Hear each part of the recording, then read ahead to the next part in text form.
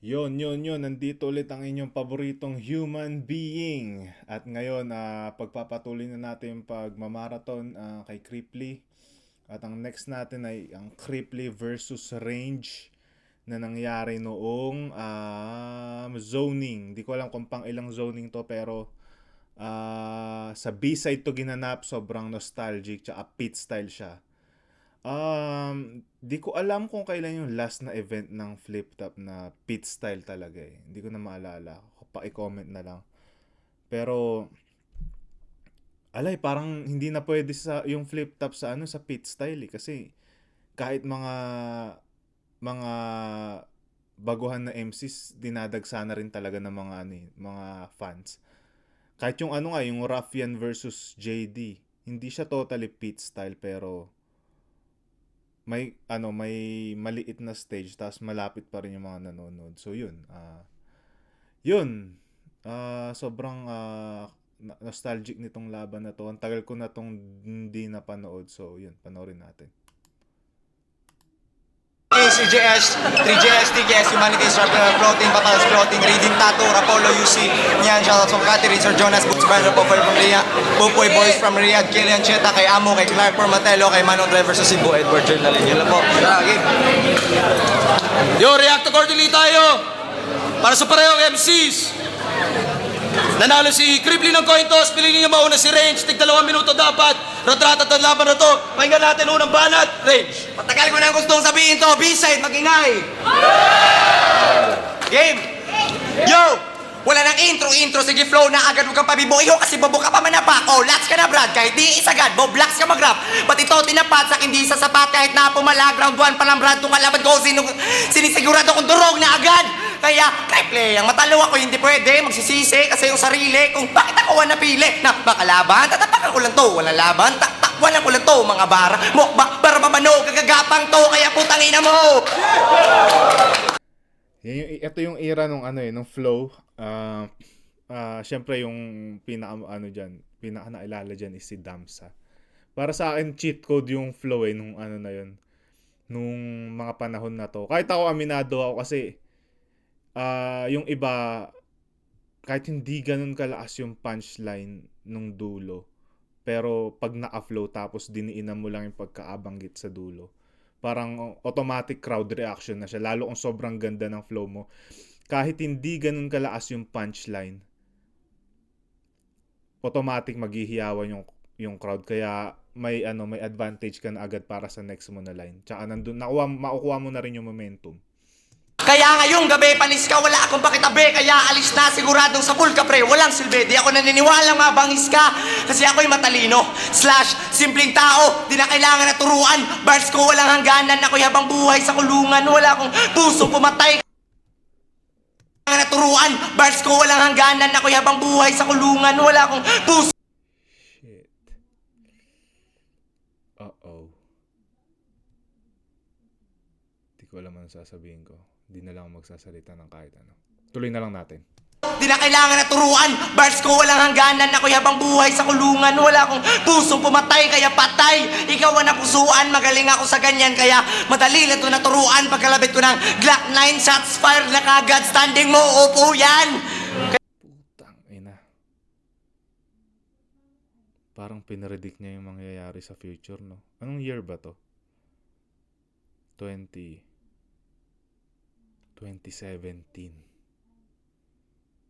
After 7 years. Yun. Pero tuloy na lang natin. Pagkalabit ko ng Glock 9 shots fired na kagad. Standing mo, upo yan. Kaya gago, wala to. Kahit sa laban natin na ikaw mismo ang orado, ako'y laging talo sa mga laban pero panalo sa mga tao. Sa duelo, ako'y gago, pero may respeto pagkatapos sa duelo. Siya'y gago at may respeto din. Alata na sumasabay lang din to sa agos. Magandang laban ang ipapakita. Di bali napapao, sulit na sulit ang binayad nyo kasi pag nagserbisyo ako maayos. Kaya dapat ka nang tumabi. Yung mukha mo, imumudmud ko sa putikan kasi kung maglaro ka madumi. Sarap mong sapakin sa mukha ng magkabila. Dapat lang na gawin sa'yo yan kasi wala kang hiya. Itong si Loko, sira ulo to pag nagsalita. Matatauhan to pag sinapak to ng kamao ng uprising. Kanan at kaliwa. Score mo dito, 0, parang buhok na napanot. Sasapitin mo sa akin, balagay, mas maitim pa sa batok. Ganong stilo, pang weirdo. Bakla to nasalot, bara mo iho, pang Sabado at Linggo lang. Kasi literal na, walang pasok. Bobo, masinta. Ako, sa pulto, bullseye, kahit nakapikit ang mga mata. Di ka naman nagdodroga, pero sa akin, tatamaan ka talaga. Time. Time mo na pala, scribbly boy ka. Yun, okay siya na round. Hindi naman ganun ka-whack, pero may mga pumapasok naman. Okay yung yung panimula niya na flow. Pero after nun parang lumaylay na eh. Pero yun, tingnan natin to, rookie Creeply pa lang to. Tingnan natin. Utang ina mong hayop ka! Nag-flow pa pero di man lang ako kinabado. Sir Damsa nag-flow. Nakakahiya, no? Ako ay natalo nakaraan. Pero di na sa akin yung problema. Team kasi nila Basilio parang Golden State habang nagmukha kaming Hinebra. Pero nakasabay kami kahit papano. Kasi dikit yung boto homie. Kaso mala Thompson Curry yung Team CB. Kaya kami natalo 4-3. At ikaw? Hindi kasi Stephen Curry. Mas mukha kang Steve Nash na nag-addict. Kapatid niya daw si Sinyo, tanginang yan, isibog chick ang yung masawig lubog pa nga. Adik, bumibili ng shabu gamit token, pero wag kang... Adik, bumibili ng shabu gamit token, pero wag kang malungkot tanga dahil mukhang sayong pa nga pwedeng maglaro ng Jolene. Baka sabihin mong gwapo ka pa sa lagay na yan. Pues ang sagot ko dyan, hindi. Anong feeling mo? Cute ka? Porkit dimples mo, buong pisngi. Tarantado! Tarantado!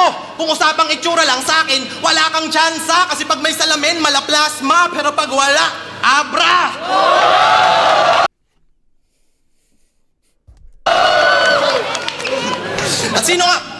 At sino nga ba si Range sa flip top? Siya yung pinakabatak, pinakapayat tira niya, pinakamintes, pinakapabida, pinakamahina, pinakasupot pa sa 3GS sa banat kong pinakawalan, hindi mo alam makuwang pinakahayop mong kalaban, mistulang panda, cute lang pero fino-food trip ko kawayan. Bayatot! Kung si Pang Sangharing Leon sa gubat, ikaw naman yung punong kulay green. Pag nagkatabang tao ka na puno, kamukha mo yung isang boss sa Everwing. Tangina, sino mga nakakalala pa ng Everwing?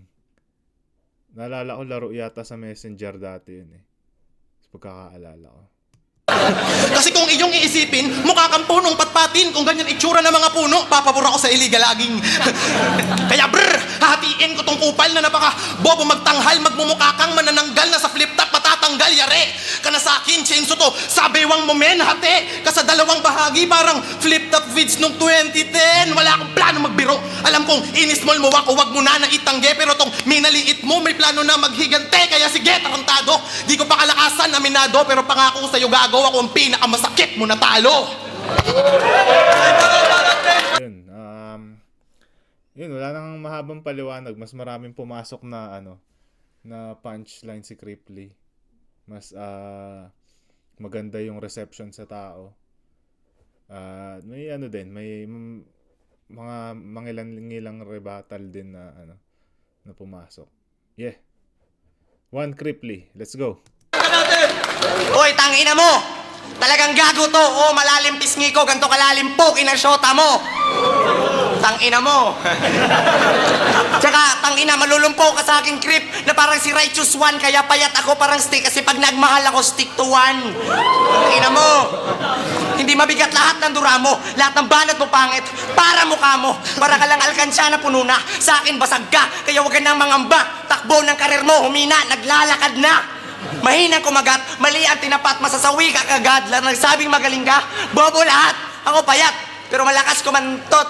Ikaw mataba, malakas bumatil ka, so di pa nakakantot. Tangina mo. Kaya makinig kayong mabuti kung paano ko durugin tong bulube. Mababang uri, kaya huli ka sa akin, peke. Di ka tunay, premahang. Jeje, yung permahan, itong uton, pebebe, mga leche, puwet ka ng ina mo galing. Si Creeply, sabi nila matigas daw. Malalim sumisid kasi siya ay badyaw. Totoo naman, di ba? Kaya putang ina mo, di ako malalim sumisid, pero kaya ko sisirin pukin ang shota mo. Wala akong pake.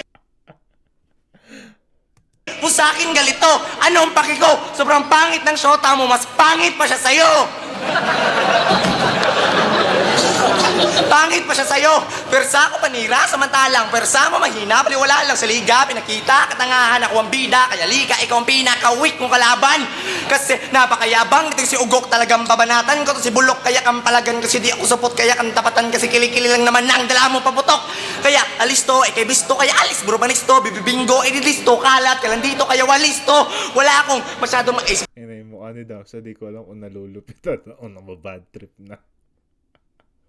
Sa'yo, pag nakikita-kita, nabibwisit ako, sige hirit, singit pa pare, ano, durog to sa akin na parang bato, di mo ko mapapabilib, maganda daw lahat ng mga kanta niya, yan ang laging lumalabas sa kanyang bibig, wow, talaga, maganda naman pala, kasi ikaw lang yun nakikinig, babanatan mo ako na mapapatawa, sige, bumida ka sa zoning, scene zone ongoing, kasi tingin ko sa jokes mo, boring, mas gusto ko pa yata pakinggan, linya ni Twing, kaysa sa'yo, di ka nga naman si Twing, pero nagkakalat ka lang sa battle na to, time, putangin na mo. Ha! Waha! Bulbulis. Ano, kumana agad si Cripply no? Pero sige, tuloy natin. Okay yung ano, yung flow niya pero wala hindi pumapalo yung dulo. Tapos, wala akong naalalang moment sa round 2 niya. Hindi parang walang quotables. Pero tingnan natin kay Cripply. Time, putangin na mo. Ha! Waha! Bulbulistik. Putang ina nito, nandadamay pa ng girlfriend. Ikaw nga, yung girlfriend mo, mukhang boyfriend.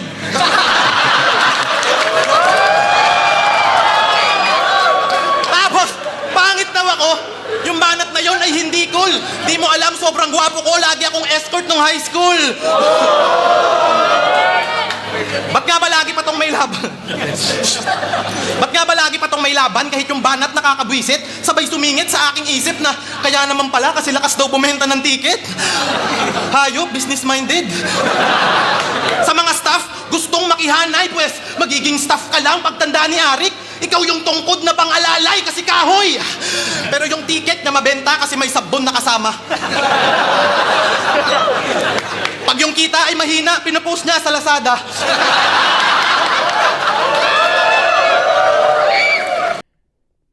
So 2017 to, anong year? Ito ba yung mga panahon na kasagsagan pa lang ng Lazada? Kasi parang di ko na alam kahit anong year pumutok yung Lazada eh.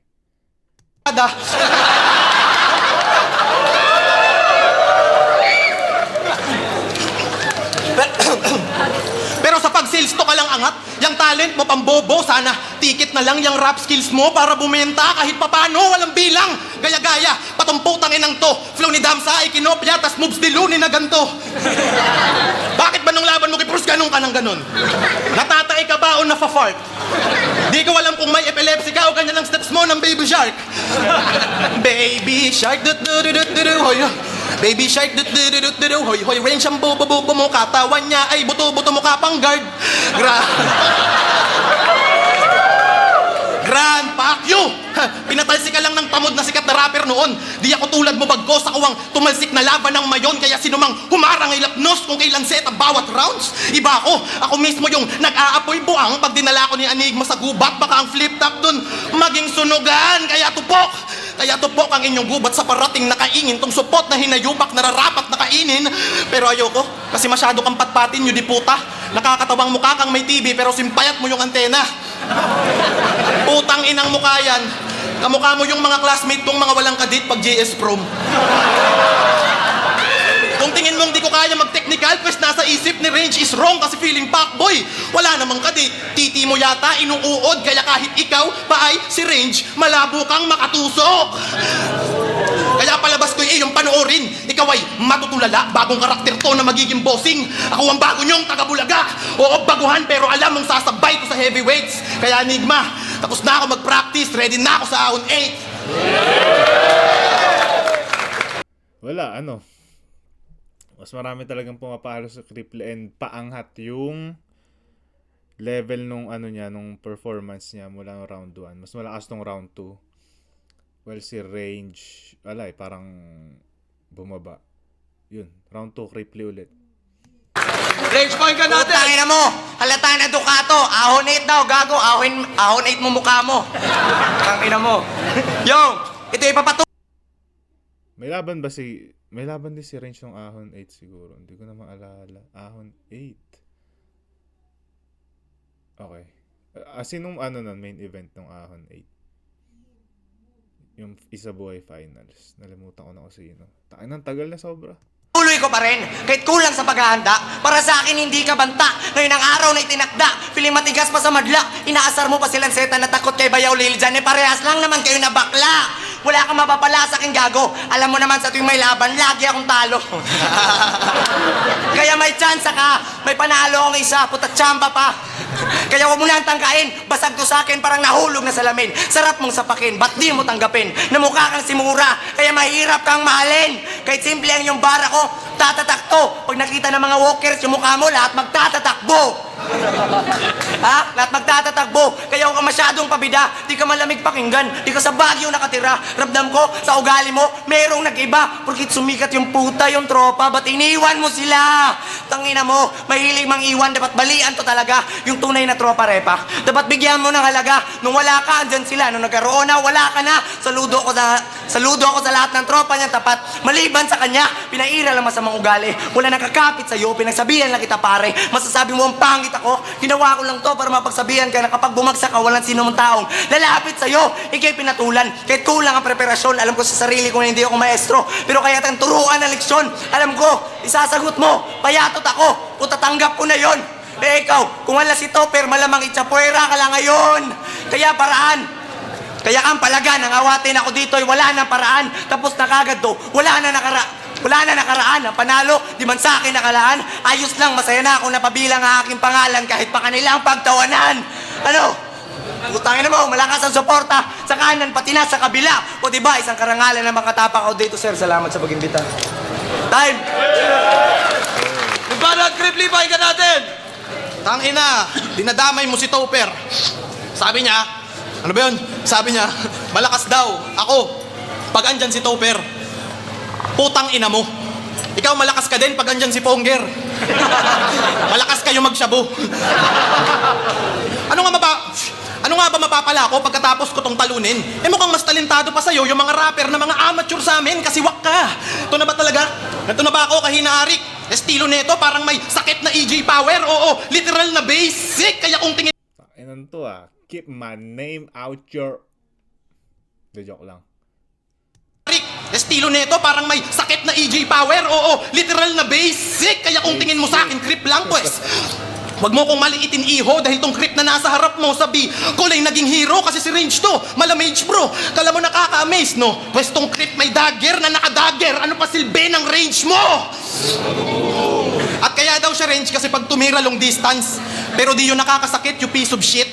Magiging masakit lang ang long distance kung ang usapan relationship. Dahil ba sa pag-ibig kaya yung pangalan mo ganyan? Takot ka naman sa nobya mo, kaya tuloy lagi kang nasasaktan nang dadamay ka, putang ina mo, halika. Makinig ka sa akin payo, para di ka nahi-hurt buwakaw. Wag na wag kang magpapa-under, porkit magaling siyang umibabaw. Pero sexy yung nobya mo, putang ina kung ako taga Cebu, maghahabulan kami. Sabay akin siyang sasabunutan. Pag siya'y aking naabutan, hindi na siya aabutan. Makakatipid na siya sa napkin. Mga siyam na buwan, magpapatindig lang ako ng etits, pero di ko siya papanindigan. That's gangsta. Magsi-69 kami. Oo, kakaibang maneuver. At bigla kong tatayo. Sabay finisher ni Undertaker. Masakit? Eh bakit para kang naalarma? Eh binalik ko lang sa'yo yung mga panggagago mo. Anong pakiramdam ng nakarma? Pero teka, bakit nga ba lagi kang sobra sa time limit? Di mo man lang ba naisip bro, na matatalo ka na nga lang pagkatapos may kaltas pa yung TF mo. At usapang TF. Hindi ko sure dati kung binabawasan ba ni Arik yung TF pag lumalampas sila ng time limit. Yun yung mga naririnig kong balita. Hindi ko sure, hindi ko makukumpirma kung totoo ba yun. Siguro dahil nga sobrang stricto dapat kasi yung oras din ng venue. Kailangan pagtapos na yung time limit dun sa venue. Kailangan na yata nila mag-pack ng mga gamit nila. Bumounce na. Baka dahil dun. Yun yung dahilan. Pero hindi ko sure kung totoo.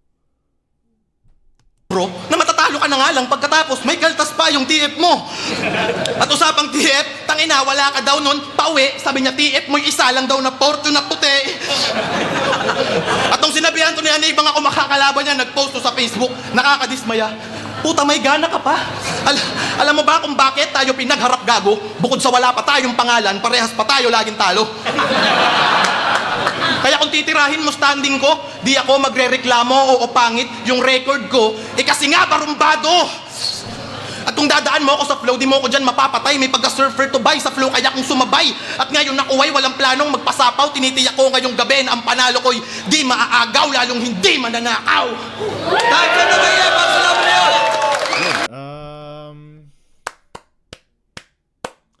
Mas gigil si Cripply. Rookie Cripply. Pero alam mo yun, malakas na. Parang ramdam mo yung gigil niya mula sa pagkatalo nila sa 2-2, pagkalaglag nila. And yung pa lang yung bagay pa lang na, alam mo yun, dumikit sila sa Crazy Mix Basilio na boto. May momentum na agad siya dito na tangina, veterano yung nakalaban niya bago to. Naka 4-3 sila dun na boto. So, alam mo yun, parang hindi siya basta-basta magpapatalo talaga sa laban na to. And yun, nakuha niya all 3 rounds. Props kay Range. Siguro kung mas kinengkoy niya yung line niya, mas kinlaw niya si Cripply, baka nakasabay siya. Pero complete package si Cripply dito. Ang ganda ng mga ender niya. Tapos ang ganda rin ng mga jokes niya, yun, na pumapalo kada every 4 or every 8. May mga may mga naliligaw minsan na pero may mga naliligaw na bara minsan, pero okay lang kasi parang yun, excuse yung bilang rookie days to hindi pa yung Pero alam naman natin kung ano yung laro niya ngayon. So, yun, tingnan natin anong boto. Flip top zoning, Cripply versus Range, magigay spam beses para sa kanilang pareho. Tuloy-tuloy lang, hip-hop sa Bicol, hip-hop sa Cebu. Ang boto ng Mahorado, 5-0. Magigay tayo lahat para kay Cripply. Shoutout sa mga Unang panalo yata ni Cripply to sa 1-on-1. So yun, ito yung pinakauna niyang panalo. Laban niya kay Range. Sa 1-on-1, unang panalo sa 1-on-1. Kasi alam ko sa 2-on-2 nanalo na sila kay Invictus tsaka kay Lanceta. Pero yun. Yun, kita-kits tayo sa next na episode. Salamat sa panonood. Ingat kayong lahat dyan. Yeah!